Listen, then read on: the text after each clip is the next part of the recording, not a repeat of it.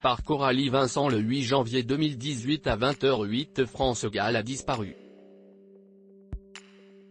L'interprète de Résiste a perdu la vie des suites d'un cancer, comme l'a annoncé sa chargée de communication, Geneviève Salama, à travers un communiqué. Il y a des mots qu'on ne voudrait jamais prononcer. France Gall a rejoint le Paradis Blanc le 7 janvier, après avoir défié depuis 2 ans, avec discrétion et dignité, la récidive de son cancer. La chanteuse avait été admise dans le prestigieux hôpital américain de Neuilly, Hauts-de-Seine, pendant la période des fêtes, le dimanche 24 décembre pour y être placée dans le service de soins intensifs. Elle avait alors été surveillée de près par le personnel hospitalier.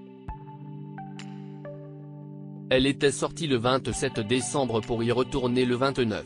Elle est morte en présence de son fils Raphaël et de son compagnon à l'hôpital américain. Au début de sa carrière, France Gall née Isabelle Gall avait choisi ce surnom pour plusieurs raisons. Son père et son directeur artistique Denis Bourgeois lui ont conseillé d'opter pour un nom de scène.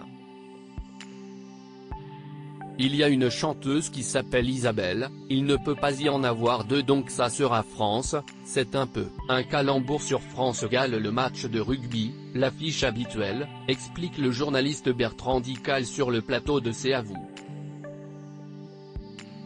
Par ailleurs, le fait qu'à l'époque il n'y a aucune chanteuse qui s'appelle France, Philippe avait une pensée très européenne, et dès le départ il pensait qu'elle chanterait dans plein de langues. Closer.fr vous propose de découvrir cette séquence.